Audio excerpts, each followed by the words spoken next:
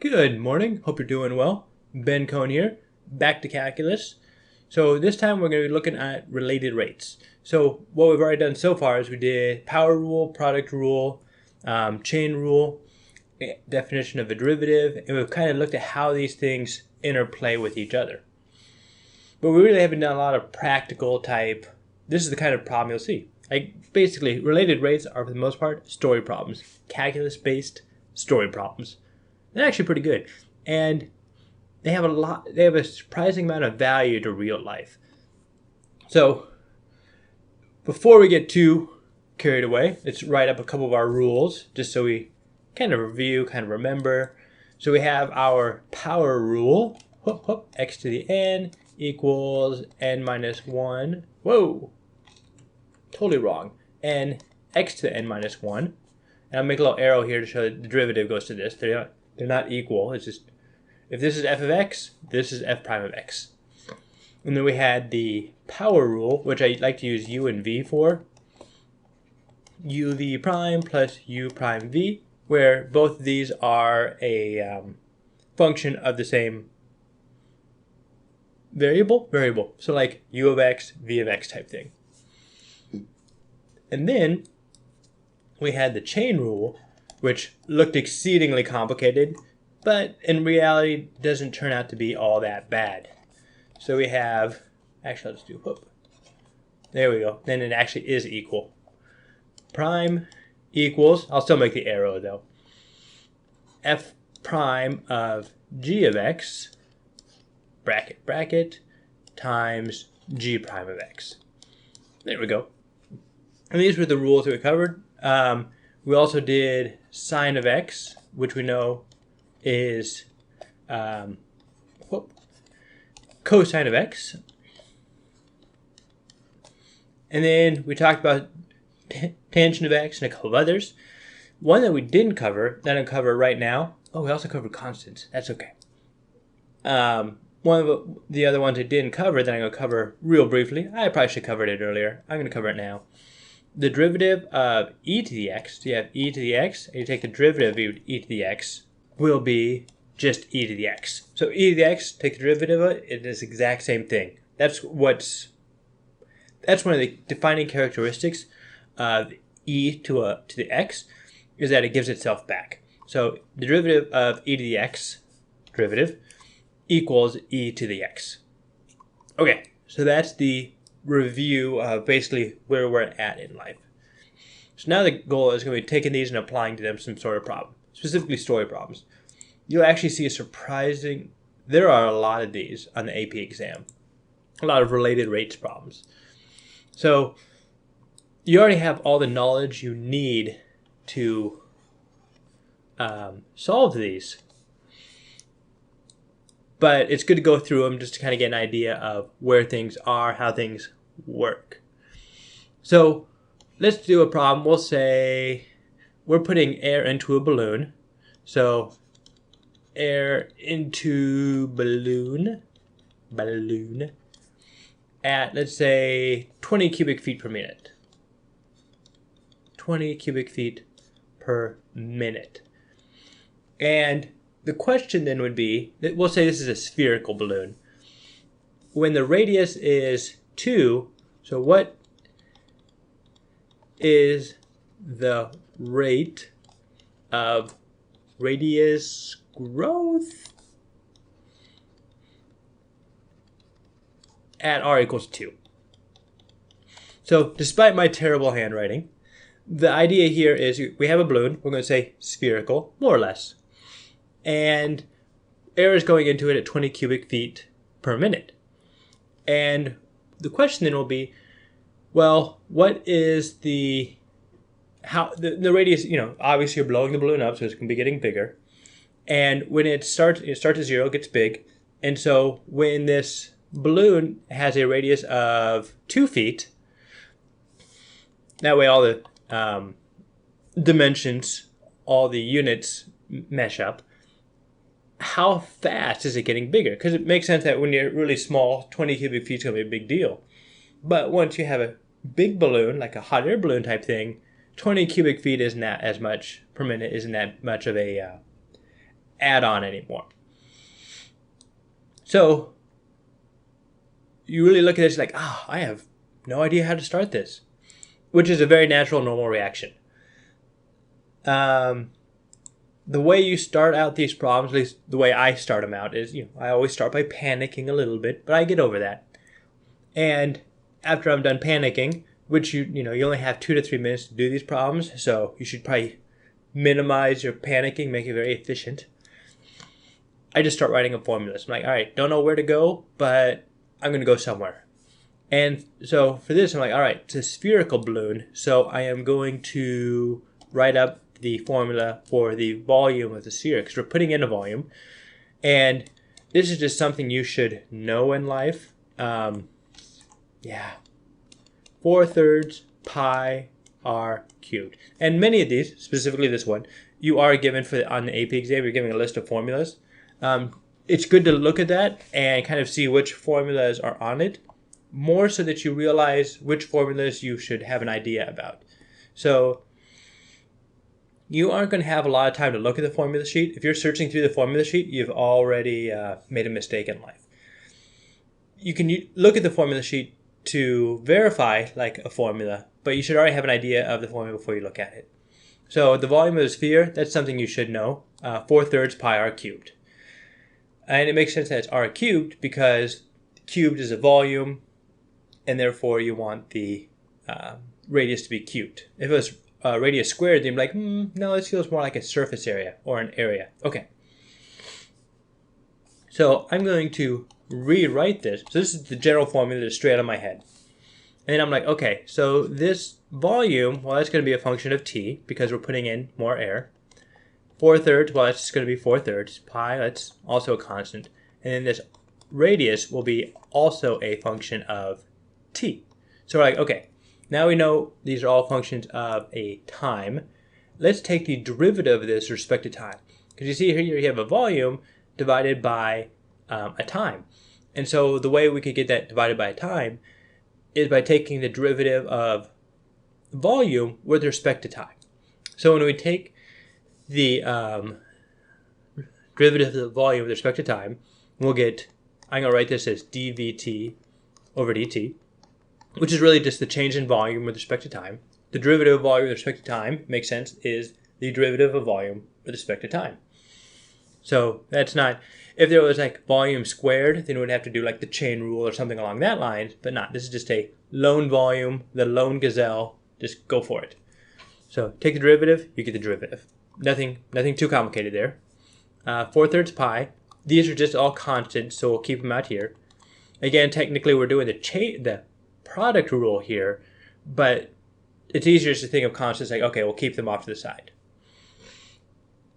Okay, and then now we have to do the chain rule here. So we're going to have 3. I'm going to drop the t. We know that the t is a function of t, but I'm going to drop it for now just for convenience and clarity. So we'll have 3r squared, but then we have to take the derivative of the interior, which is r, times dr dt. And this is our equation that we have. So we started with, all right, we're told balloon, volume. We're like, okay, we can write up an equation for that. We're also told that we have things that are done with respect to time. So it's like, okay, we'll take the derivative with respect to time. No big deal. We got this. So equation of volume, take the derivative with respect to time, which we could totally do, and we totally did. Now we're going to rewrite it, make it just a little bit prettier. Not that being pretty is everything in life, but it's nice to be presentable.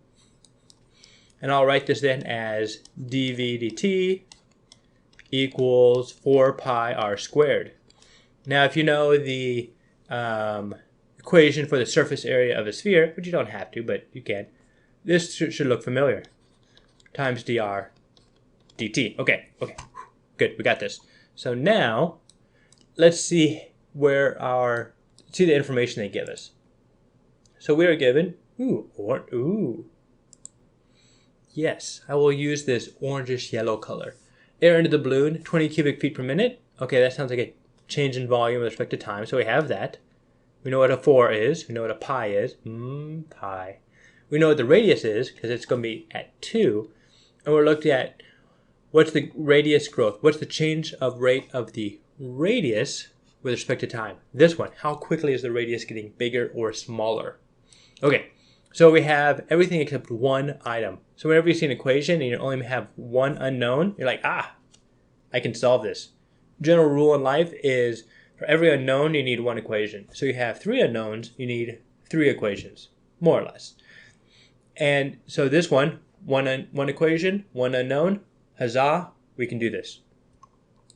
Okay, so I'm going to rearrange things slightly. dr dt equals dv dt. Oh, this color is just too bright. I know, like, I want to give all the colors a chance, but oh, this one is just too, it doesn't offer enough contrast. It's too bright. I'm going to, sorry, oh, I don't want to do yellow, I'll do green. Okay, so dv dt, we said it was 20 cubic feet. So we do 20, oh, that's terrible, 4 times pi times, and then the radius was 2, but then we'll square that. So we'll cancel this real quick and give us a 5. And our answer then, oh, 50, no, 5. Is it 5? I think it's 5. We'll say 5. 20, yes. So then we have 5 over 4 pi squared. 5/4 pi r squared. 5/4 pi squared. Okay. And so then we probably should put some units on this. This will be meters per minute. No, feet per minute. Feet per minute. Because we used feet as our dimension. So backtrack real quick. Look and see what we did here. So we're told we had a balloon, spherical balloon, so we could use the formula for the volume of the sphere. We're putting air into this. This air was making it bigger, and we were told that at a specific radius, what's the change in radius with respect to time? So we write up the volume, the formula for volume. We realize that the volume and radius are both functions of time. They're both changing with time. We then take the derivative with respect to t of the equation. From then we get a differential equation with one part where it has change in volume with respect to t. It also has change in radius with respect to time. We only have one unknown, which is our change in radius with respect to time. We solve for such, and then the final answer, once we plug in all our numbers, is 5 over 4 pi squared. 5 over 4 pi. Yes, 5 over 4 pi. And feet per minute. So that, let's see, what is that? 5 divided by 12. So about half a foot per minute. That seems reasonable. Okay. So that is one of the examples. We can look at another example. This time we're going to talk about a rectangle. Whoop. Ooh, that's a good rectangle.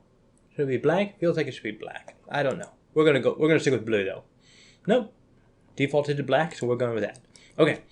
So we have two sides of this triangle, 4 sides, 2 unique sides of this rectangle, not a triangle. Why? God, that's such a terrible, so incredibly wrong. Okay, we have a y and an x. And we're going to say that y equals 3x. The longer side is 3 times the length of the shorter side. I'm going to say the shorter side, the x, is lowering by 2 centimeters per second. And the question is, how quickly is y changing? The longer side changing. I know my handwriting is terrible. Terrible handwriting. I feel kind of bad about that, but not as bad as I probably should feel about that. Okay. So same idea as before. Don't know what to do, panic a little bit, and then we're like, okay, we're going to find out what we're doing here. So we have y equals 3x. Yes. And so that's our equation. And normally it's like, okay, we have a rectangle, maybe it has to do with the area. We know what the area of the rectangle is. But our goal really is to find an equation. We're already kind of given one here where this y is 3 times that. So we're just going to go with that one. So we say, okay, did I change colors? So we go with our equation, y equals 3x. Take the derivative with respect to time because this is centimeters with respect to second, which is the time. So taking the derivative with respect to time with both sides, we have dy dt. And if you want, you can think of this as implicit differentiation, where this is y to the first. We take the derivative of that. It goes times y1 times y to the 0 times the derivative of the interior, which is dy dt. 1 is 1, y to the 0 is 1, and you're really just left with dy dt. But it's easier to think of, okay, y goes to dy dt. And then we have 3. Is that all? Just 3? Maybe. 3 dx dt. There we go. Because we're taking the derivative with respect to time. Derivative of x with respect to time. There we go. Perfect. And so this is our equation. We are told from the get-go that the shorter side, which is x, is decreasing by 2 centimeters per second. So dx dt at this point, I guess at all points, is -2.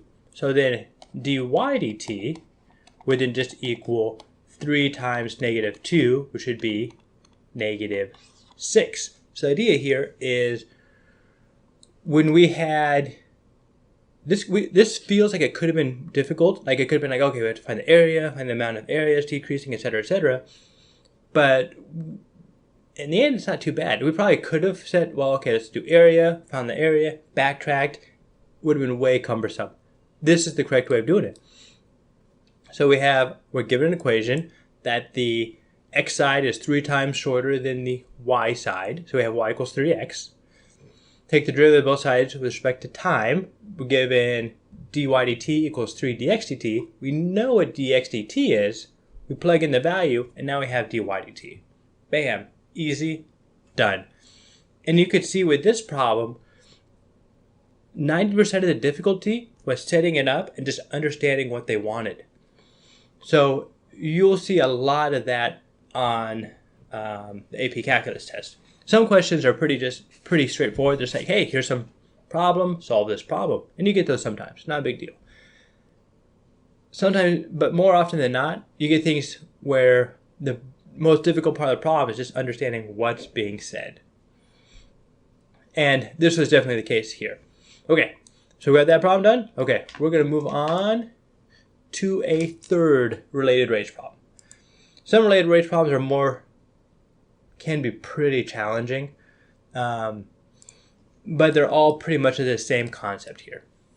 Again, first thing you always do, draw a picture. So you have a tank, a cylindrical tank, conical tank. We'll say conical tank, and we'll say the cone is something like this, comes down like that. Yeah, okay, that's good. Right cone. That's not very... I feel like I could have done a better job drawing that. It's okay.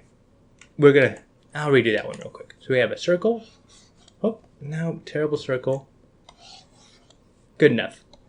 Down this way. Aha, a little bit better. Okay, I'm satisfied with this now. So, nope, I'm going to do dark blue. So we're going to say a radius here of 15. Radius equals 15.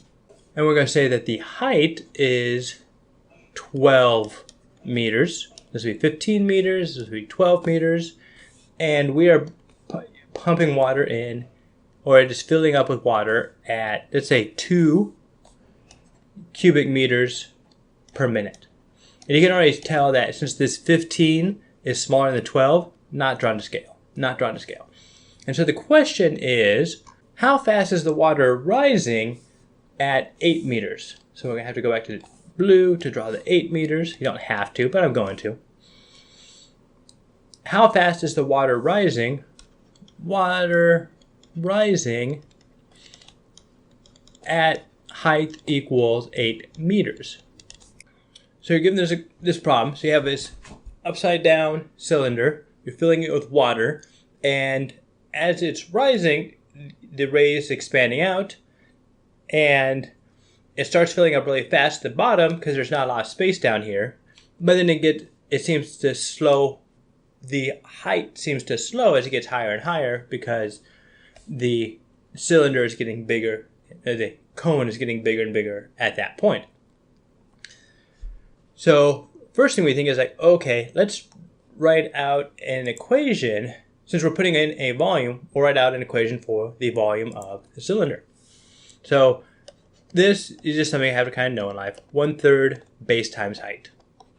And so the base here is pi r squared because it's a circle.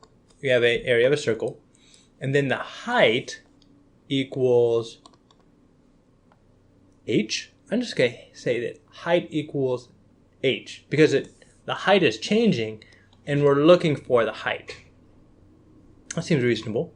So now we have this r we want to deal with. So we have two variables here. We have a radius and a height. And if we can relate the radius to the height, then we can eliminate one of the variables because we'll relate them to each other. So we're going to look at this and be like, okay, so there's kind of like a triangle going on here. So we have a triangle that's the radius of the cone, and it goes up to 15, starts at 0, and it has a height of 12. So we're like, okay, we're going to do a rise over run here. So this looks like it's going to be a slope of 12 over 15. Divide both of those by 3, and we get 4/5. 4/5. So there's a 4/5 relationship between R and H. And so I think we can just say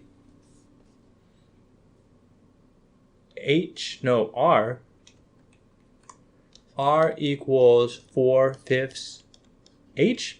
And the way I kind of solve these pretty much always is through guess and check. I know there's a mathematical way of, well, we can reason this out, and it's easier, but like, okay, we want to, H goes from 0 to 12, and we're going to start at 0. So when H is 0, then 4/5 times 0 is 0, and radius starts at 0, so that makes sense. Now when H is 12, we want to get 15. Oh no, this is backwards, totally backwards. Okay, so this is going to be 15 over 12. So radius equals 15 over 12H. So then when H is 12, we have 15 over 12 times 12 cancels, and radius equals 15. So this will be 5 over 4H. Whoop. Write that out real quick so I never forget it. So R equals 5/4 H. Just to backtrack real quick how I did that. So we know that there's going to be some sort of slope. There's going to be a linear relationship here between R and H. And so it's basically going to be like a line. But we want to find out the exact relationship so we can plug in R for H and H for R. And so we know that there's this slope, rise over run here, 12 over 15. So I said, well, R equals, and I initially guessed 4 over 5, which would be 12 over 15, but totally wrong. And I found that out because I plugged in numbers. So R equals, so then I reversed it and I said, okay, R equals 15 over 12. I plug in 0 for H. So 15 over 12 times 0 is 0, and the initial radius down here at the bottom is 0. Check, correct.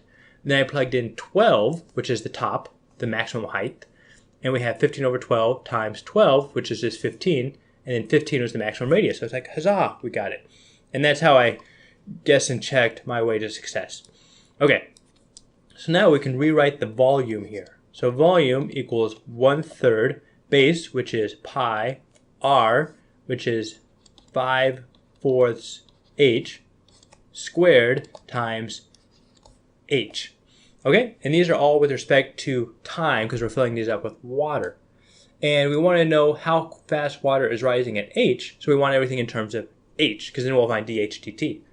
If we were finding things in terms of radius, then we'd want to get rid of the H and move everything over to R's, which we could do, we could do at this point if we wanted to. I just got lucky because I kind of forgot what we were looking for. If I had to at this point, I could change it all over to r's. Not a problem, because I have this relationship right over here. Okay, so simplify life. Well, simplifying is a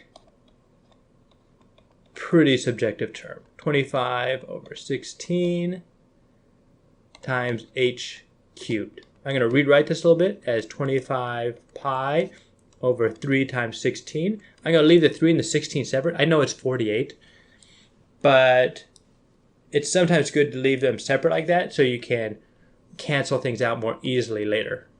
H cubed. Okay, we'll take the derivative with respect to time. So the derivative with respect to time of the volume is the derivative of volume with respect to time, just like so.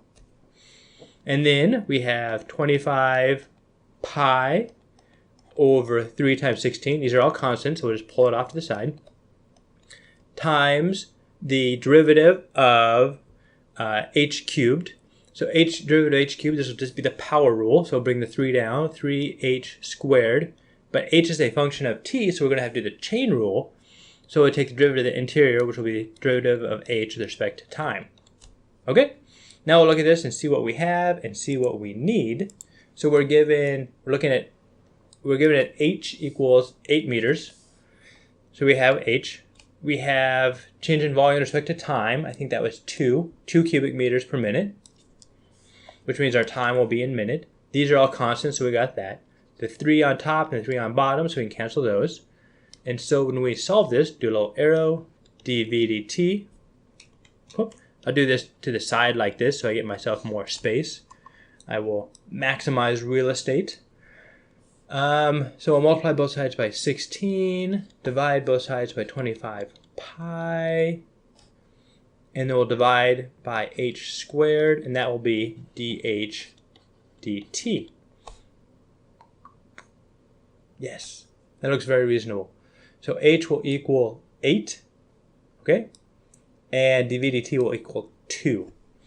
So then actually plugging in numbers, bum, bum, bum. Oh, this is the exciting part.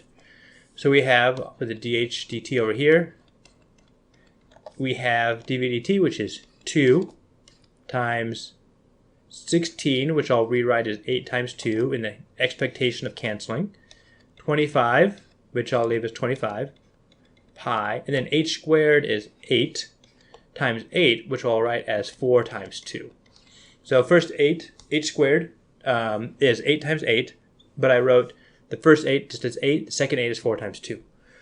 Didn't have to do that. It's just, this way it's easier for me to visualize the canceling. I could have done that in like 4 steps if I wanted, but I didn't. Okay, so then the 4 cancels with a couple of the 2's, the 8 cancels with the 8, and we are left with 5 times 2 times 25, we have 1 over 50 pi, and this will be, I think it's centimeters. So our units for, meters per minute. Meters per minute. And so this will be 1 over 50 pi meters per minute. And so this is like what, 1 over 150 meters per minute? That's not that fast. I guess it's a big cone. Okay. Is that right? Is that right? That's right. That's totally right. Okay. Backtrack. Visualize what we did here. So what we had was boop, boop, boop, boop, boop, boop. We're given a cone. We have to probably draw the picture ourselves.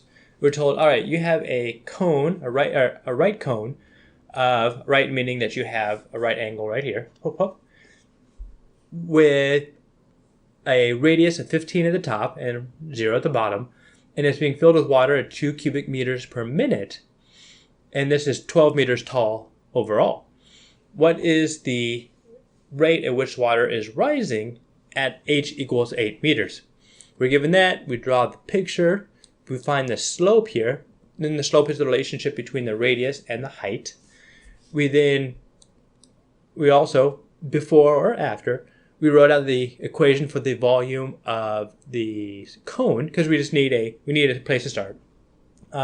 You'll probably be given the volume of a cone for this, either in the formula sheet or in part of the problem. We then, you should also know it. So we then start plugging things in and we try and get things down to one variable. In this case, h, because we're trying to find out the change in height with respect to time. We then have our formula of volume as related to h.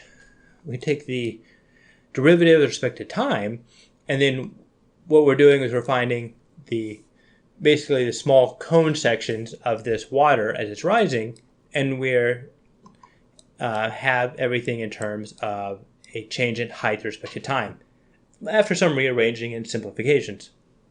So then what we did was we plugged in our values that we knew. Specifically, we knew that we were looking for water at height equals 8, and we knew that the water was going in, change in volume with respect to time, at 2 cubic meters per minute. I think that's all we needed. We plugged it in, did some math, everything worked out great, and we came up with 1 over 50 pi meters per minute. And that was how we did this related rates problem. Okay? Sounds good. But the question is, well, what sort of things would we see on the AP exam? What sort of questions would we get? Let's do a couple multiple choice questions, which would be similar, didn't want to do that, to what we'd find on the an AP exam. Whoop, whoop, clear, clear. Some of the problems we might see is something like this. Fuel consumption of a car in miles per gallon is modeled by F of S equals that, where S is the speed of the car in miles per hour. The car is traveling at 50 miles per hour and its speed is changing at the rate of 20 miles per hour squared. Okay. What is the rate at which fuel consumption is changing? Okay. Some human performance traps just to keep an eye out for. They're using fuel consumption as big F of S. A lot of times we've been talking about big F as, we haven't really talked about it yet, but later in life you will see, and you probably have already semi-familiar with it, that the inverse of a derivative is the integral, and so you have the integral f of x dx. That's usually written as big F of, I guess in this case, x. So, plus c. And so when they use big F here, your first thought is, oh, that's an integral or antiderivative or something like that. It's not. They just chose to use a big F. And so that's one human performance trap to watch out for. The other thing is, you're thinking of, this is already kind of sort of in its derivative form, because this is a function of speed, and speed is meters per second. So you're usually thinking of, all right, we start with meters, and we take a derivative and go to meters per second. Well, we're already starting with meters per second in a way, and we're given a value, an acceleration with meters per second squared. So a lot of your spider senses kind of kick off. I'm like, oh, is this right? I don't know, maybe, possibly. So this is correct, and we're starting with a meters per second, and so one of the inputs we'll have will be meters per second squared when we take the derivative. So that's not wrong. So you have to be, your spider senses might kick off on that. Don't let it go too crazy. So those are some human performance traps just to kind of keep out and not fall into. Okay, so we're given an equation. We're asked for what is the rate at which fuel consumption is changing. So we're looking for a rate. So this will be a related rates problem. Sort of, yeah. And so we have F of S equals 6e to the s over 20 minus s squared over 2400. Okay, and so we want to take the derivative of fuel consumption with respect to time, and we will then have, we'll do the chain rule here. We know that the derivative of e to the x equals e to the x. I just told you that today.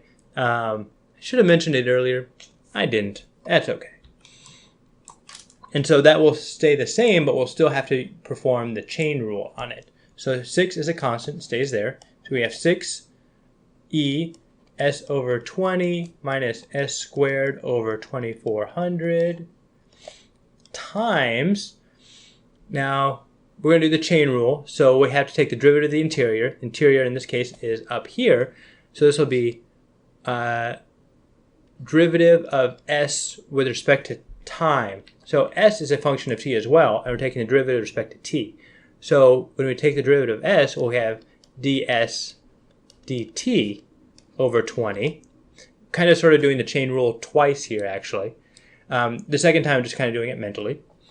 minus 2s times ds dt. Again, chain rule here, power rule to get the 2s, and then the chain rule to get the ds dt over 2400.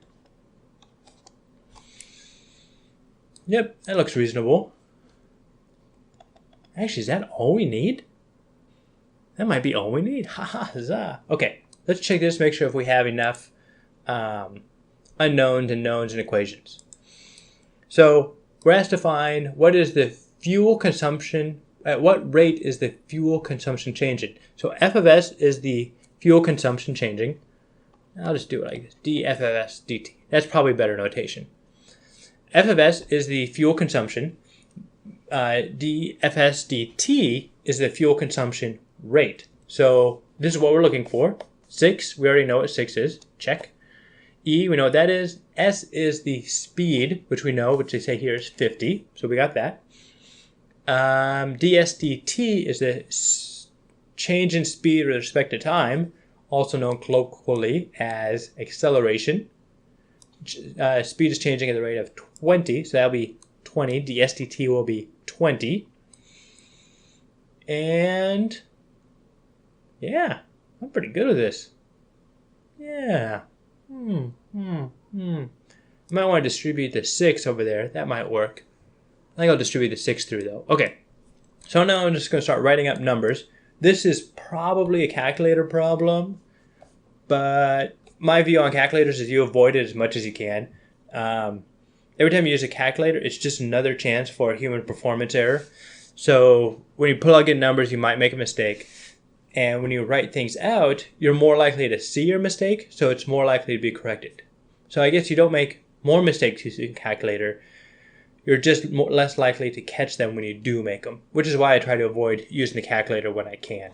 I have great respect for calculators. They are an amazing, car traveling at 50, they're an amazing invention, wonderful thing in life.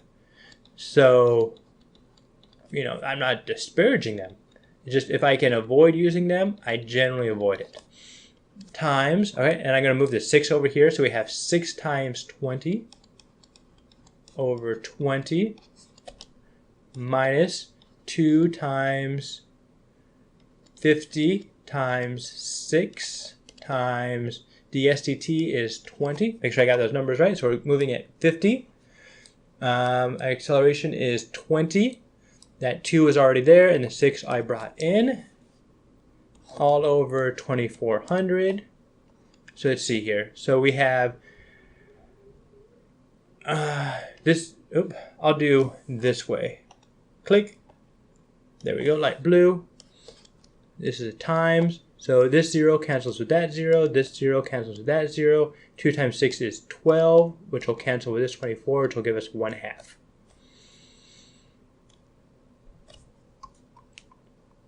No, we're left with a 5 here. So this is 5 halves. Is it 5 halves? I should do that again. Okay. Okay, so we have this 0 cancels with that 0. This 0 cancels with that 0. These two together become 12. This becomes 2, and we're left with 5 halves. Okay, 2.5.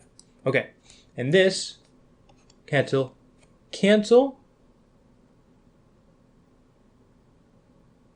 Okay. I'm good with this. So then we have, boom, boom, boom, maybe. Does that feel right? Something feels off there. 5, oh, no. So 5 times 2, these 2's cancel. We're left with just 5. Okay.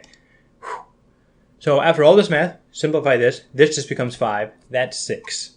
So we're left with e to the 5 halves minus 25 over 24, which is like, I don't know, 1.1 maybe, times 6 minus 5. And so I am going to estimate this as e to the 2.5 minus, let's call that 1. So e to the 2.5, 1.5. That can't be right. 2.5 minus 1, 1.5. Yeah, maybe something about that. I'll make little squiggly lines here to say it's kind of sort of almost like that. Okay. So to backtrack the work we did here. So we were given an equation. whoop, equation like this. We took the derivative with respect to time because we were looking for the rate of which its fuel consumption was changing. We did some numbers, and I probably should have simplified along the line, but in the end I got something about e to about the 1.5, but it's really e to the 2.5 minus 24 over, or 25 over 24. Which I could probably simplify more, but I'm not going to. And so then from there, we're going to look at what our answers possibly can be. And so then I just put in my calculator e to this number is what I put into the calculator. But e is between 2 and 3. So if we have 2, e is about 2.7. So we have 2 to the 1.5 is like, I don't know, maybe 3-ish. 3 to the 1.5 would be maybe 6-ish. And so probably between 3 and 6 maybe. Because 3 squared is 9. Yeah, about that. So we have this. Nope, too low. That possibility, probably too high. And so it's probably going to be this one right here. E to the 1.5. Okay. So now we're going to go to the Wolfram. Bum, bum, bum, bum, bum, bum. Yes, let's do the Wolfram. Whoop. E to the 1.5. 4.48. Okay. So let's do it to what we were supposed to actually do, which was be 2.5 minus 25 over 24. And that gives us 4.299. 4.2. Yep, and that's the exact answer. Yes, good for us. Okay. So what we did here, we were given an equation. We were told to find the rate of change of that equation. We did it. We had to do the chain rule a few times. We had to make sure our algebra was right, which turned out to be the hardest part. And then we put in their numbers, and we put it into our calculator, and we get that. Granted, you have a TI-83, most likely, or equivalent, and it'll be a little bit harder for you to put your number in than for me to put in through Wolfram, but you can do that. And you could do e to the 1.5 and be like, okay, it's probably going to be this number. But one of the nice things about calculator problems is when you have 3 digits, you can tell when you're usually correct. If your number comes out to the same number as a problem, then either you fell into a very obvious human performance trap that the test creators put in there on purpose, or you actually got the right answer, which is hopefully more likely. So it will come down to how much time you have. If you'll have about 3 minutes for this problem because it's a calculator problem. And so if you get to something like this, and it's like you get down to the, well, it's probably e to the 1.5, and you're already running out of time, put it in, e to the 1.5, solve it.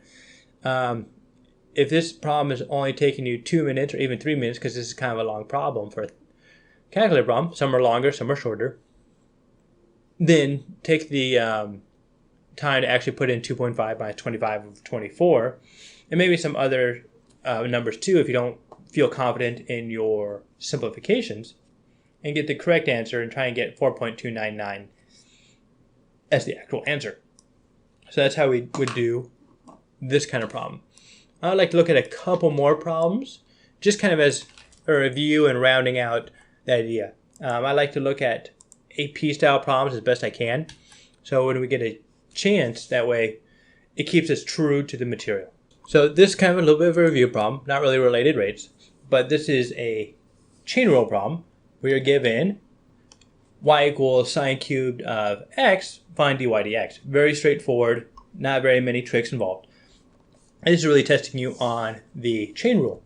So for this, you'd be like, okay, chain rule, so you bring the 3 down, so 3 sine squared of x, and then you need to multiply by the derivative of the interior, which is cosine of x. A lot of people would, like, the trap they're probably looking for is people would forget the cosine of x part. So if you see right here, 3 sine squared of x, totally a possible answer, not the right answer. And a lot of people probably think, well, we just switch off the, switch the sine to cosine. No, you have to do the chain rule, which is over here. And so this question almost totally is asking about the chain rule. And this is an interesting question because it's not going to be, it's going to be a non-calculated problem. So you have about 2 minutes to do this problem. But realistically, you can do this problem in like 10 seconds, spend another 5 seconds checking your work, and you have 1:45 left over. which is good because there's going to be problems you come across you just don't know. And that'll give you a chance to spend more time on the difficult problems if you can effectively use your time on the easier problems. Whoop. So that would be how this problem is solved. Whoop. Click. All right, here is another problem. This is more of a, this is the kind of problem you'll see. And this will take a little bit more time. So the position of a particle moving in the xy plane by the parametric equation x of t equals t cubed minus 3t squared and y of t equals 12t minus 3t squared, at which of the following points xy is the particle at rest. Okay, so at rest means a speed of 0. The change in x with respect to time equals 0, change in y with respect to time equals 0. Both of them equal 0. And your first thought is, oh, this is a 3D equation because, or 2D or whatnot, because we have an x and a y and we have a particle moving. So I would consider this a one-dimensional problem because you have one independent variable, specifically t. So you have an x going on, you have a y going on, but you're only changing one variable, and that's t. And that's what makes this an ordinary differential equation. So try not to think too deeply on these. You have a function, you have a variable t that you're putting in, and that's what you're concerned about. Okay, so we want to find dx dt, and this is just going to be the power rule. So we have 3t squared minus 6t, just power rule, and then we're going to set that equal to 0 because we know it's not moving, it's at rest. And so we'd have 3t squared equals 6t. One solution here would be that t equals 0. So we divide both sides by t equals 6. So then the other solution then would be t equals 6 over 3. So t equals 2. These are both the times when the speed of the particle in the x direction is 0. Okay, so then we look at the change in direction with respect to change in the y direction with respect to time, and then we take the derivative of y with respect to t. And this is again just the power rule, and this will be our derivative, 12 minus 6t, because this t will just go to 1, and 12 is constant, so we pull it off to the side. And then with the 3t squared, we bring the 2 down. 2 times 3 is 6. 2 minus 1 is 1. And so then again, we set this equal to 0 since we have the key word here at rest. And so we have 12 equals 6t. 12 over 6 equals t, which equals 2. And so t equals 2 is the common time here when both the x and y coordinates are 0. Now some people might pick up on the t equals 0 part, and they'll be like, oh, okay, so 0 is a possibility here. You plug in 0 for x and y, and you get 0, 0, which is a possible answer here. So it's a very clever wrong answer. Well, reasonably clever wrong answer that the test takers put in. Okay, so now we want to plug in t equals 2 for x and y. So x of 2 equals, see what x is here, get some good view, 2 cubed minus 3 times 2 squared equals 8 minus 3 times 4, which is 12, which is negative 4, y of 2. Now at this point you could look at these and be like, okay, which one is x negative 4, and if you're exceedingly confident and arrogant, you could be like, well, I know the answer is just A because it's the only one that has x with a negative 4 value. True. Very true. You could. I'd recommend taking the couple seconds to solve for y, though, just to feel confident about life. So 12 times 2 minus 3 times 2 squared equals 24 minus 3 times 4, which is 12, which equals 12. So we have negative 4, 12, which is a possible answer, and it is the answer. So, our answer for this would be negative 4, 12. Okay? And so in this lesson, that's the answer for the solving. That's kind of a parametric equation, getting a feeling for derivatives and rate of change. So this is an introduction to how we do rates of change problems. There's lots of different problems for rates of change because they relate so well to the physical world. But really more than anything, it's like how you do story problems. This is how you do word problems involving calculus. And it's basically rate of change. There's other ways of looking at them. So this is also kind of a story problem. The AP test is very heavy on story problems, on looking at words, understanding the words, and then giving out an answer back. I would say that for the AP exam, probably 70% of the test is just understanding what the questions are asking. And that's why we do a lot of story problems, do a lot of reasoning, a lot of talking through these, and try and build a good foundation. That way, when you come across these sort of things, hopefully you can reason your way through them. They're a little bit less confusing.